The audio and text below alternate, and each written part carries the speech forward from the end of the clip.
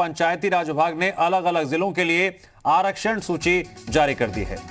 जल्द ही राज्य निर्वाचन आयोग अब जारी करेगा अधिसूचना। पंचायत चुनाव से जुड़ी बड़ी खबर और अहम जानकारी। पंचायती राज विभाग ने अलग अलग जिलों के लिए आरक्षण लिस्ट जारी कर दी है।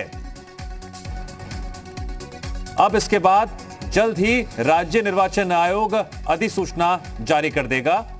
बड़ी खबर पंचायत चुनाव से जुड़ी हुई।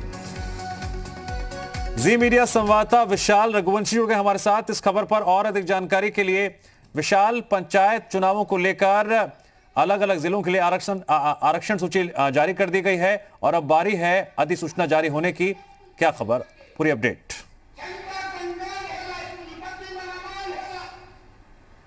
देखिए, फिलहाल पंचायती राज विभाग की तरफ से आरक्षण सूची जो है वो अलग अलग जिलेवार जो है वो जारी कर दी गई है। काफ़ी लंबे समय से इंतज़ार किया जा रहा था और अब फिलहाल आरक्षण सूची जारी होने के बाद राज्य निर्वाचन आयोग जल्द ही इस पूरे चुनाव को लेकर अधिसूचना जारी करेगा। फिलहाल अलग अलग जिलों के जो मुख्यालय हैं वहाँ पर ये सूची चस्पा की जाएगी। सूची जारी कर दी गई है और अलग अलग जिलों में जो एएम होंगे उनकी तरफ से ये सूची जो है वो मुख्यालय में चस्पा की जाएगी। पंचायती राज विभाग इस आरक्षण सूची को बनाने में काफ़ी दिनों से लगा हुआ था, कवायद चल रही थी और सभी को इस आरक्षण सूची का इंतजार था। फिलहाल अब इस आरक्षण सूची के जारी होने के बाद ये मालूम चल पाएगा कि सीट रिजर्व है या जनरल है।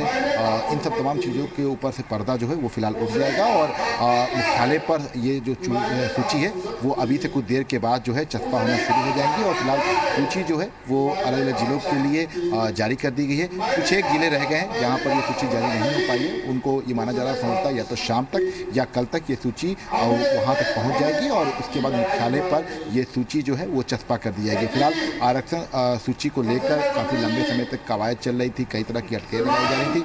अब इन अटकलों के बीच में फिलहाल अब पंचायती राज विभाग की तरफ से आरक्षण सूची जारी कर दी गई है और अब बारी है राज्य निर्वाचन आयोग की तरफ से अधिसूचना जारी करने की। जैसे ही अधिसूचना जारी हो जाएगी उसके बाद माना जा रहा है करीब 20 से 22 दिन का समय होता है। उसके बाद चुनाव प्रक्रिया जो है वो शुरू हो जाएगी। चूँकि राज्य निर्वाचन आयोग ने ये बहुत स्पष्ट कर दिया है कि 4 चरणों में ये चुनाव होंगे। 18 से 19 जनपद में ये चुनाव एक दिन कराए जाएंगे और इसके साथ साथ इन चुनाव में ये कोशिश की जाएगी कि एक ही बार में पूरे चुनाव जो है एक दिन में संपन्न हो जाएं। तो इन सब चीज़ों को देखते हुए फिलहाल ये कह सकते हैं कि राज्य निर्वाचन आयोग ने भी अपनी तैयारियां तेज कर ली हैं और पिछले दिनों बाकायदा पहले 40 जनपद उसके 35 जनपदों की समीक्षा बैठक में राज्य निर्वाचन आयोग ने अपनी तैयारियों के बारे में समीक्षा भी की थी।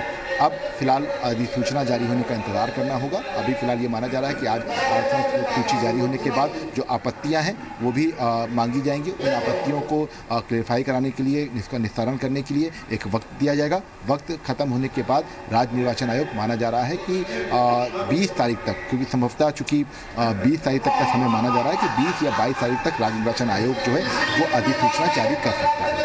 ठीक है विशाल, पंचायती राज विभाग ने जिस तरह से अब आरक्षण सूची जारी कर दी है और अब बारी है अधिसूचना जारी होने की।